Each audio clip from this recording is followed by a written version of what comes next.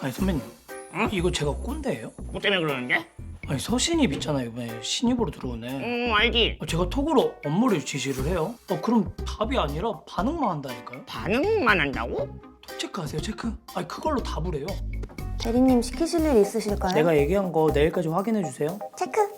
체크인지 뭔지 이걸로 답을 한다는 거잖아. 아 그렇다니까요. 한번 자세하게 말해봐. 3월 15일 18시에 일어난 톡 체크 사건.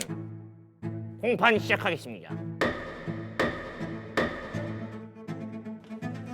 존경하는 재판장님, 3월 15일 저녁 피고인은 저에게서 다음날 회의에 필요한 업무를 톡으로 전달받았습니다. 그런데 아무리 기다려도 답장이 오질 않는 겁니다. 혹시 톡을 보지 못했나? 잠들었나? 아프나? 온갖 걱정을 하며 톡창을 들어간 순간 제가 본 것은 바로 탈락.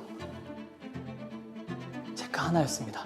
확인했습니다라고 쓰면 혹시 손가락이 부러집니까? 이것은 명백히 기분상해죄 3조 2항을 위반한 혐의입니다.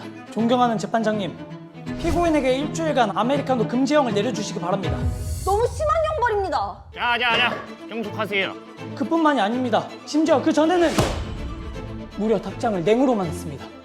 잠깐만, 냉이 무슨 잘못이 난 건가요? 윗사람에게 냉이라뇨. 보통 기계적인 내와 무게 없는 냉을 빼고 내비라고 하지 않습니까? 피고인 체크로 반응한 것을 인정합니까? 인정합니다. 하지만 이유가 있습니다. 진술하세요. 재판장님, 증거 제출하겠습니다. 저희의 대화가 담긴 핸드폰입니다.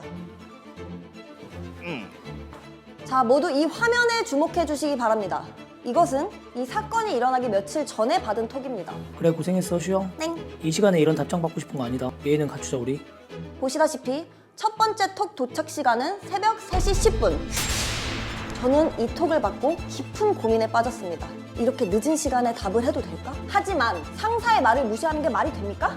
그리고 돌아온 답을 보십시오. 이 시간에 이런 답장 받고 싶어서 연락한 거 아니다. 예의는 갖추자 우리. 어이없어. 그래서 저는 고심 끝에 이렇게 늦은 새벽에 알림톡 받는 게 싫으셨나 보다 라고 결론 내렸습니다. 그래서 답장으로 체크만 보낸 겁니까? 네, 맞습니다. 2번 알람이 울리게 했다가는 고용 불안의 길로 직행할 것 같았습니다. 피고인은 지금 저를 모함하고 있습니다. 저 요망한. 저거 보십시오. 저렇게 예민합니다. 정숙하세요, 정숙. 이 사건은 단순히 체크 하나로 생긴 일이 아닙니다. 서로에게 화가 계속 쌓였던 거예요. 피고인, 이전부터 냉이라고 대답했나요? 아닙니다. 톡을 조금만 더 올려주십시오. 아까 말한 파일 퇴근 전까지 보내줄 수 있어? 내일 출근하시자마자 바로 확인 부탁드릴게요. 얼마나 길고 정중한 답장입니까? 하지만 돌아온 것은 물음표. 딸랑 물음표 하나. 계급장 떼고 붙으면 저도 기분 상해죄 가능해요? 이해했습니다. 평범한 답장이었습니다. 왜 물음표였습니까? 톡에 정답이 있습니다. 내일 출근하시자마자 바로 확인 부탁드릴게요. 진상에게 대답하는 듯한 저 말투. 어떻게 상사에게 최대한 빨리 답장하라고 합니까? 보세요. 저 사람 완전 꼰대입니다. 뭐 꼰대? 기분상해죄 4조 20이랑 위반, 꼰대 발언 추가. 그럼 전 협박죄로 맞고소할래요. 자. 다들 정숙. 신성한 재판장에서 못하는 말이 없어요. 죄송합니다. 다시 증언 진행하세요. 저는 대단한 걸 바라지 않습니다.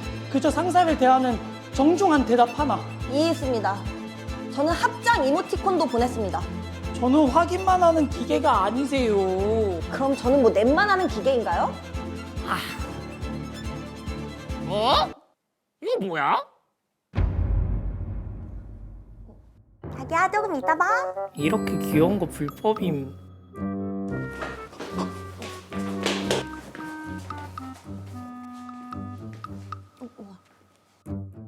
방금 뭐였습니까?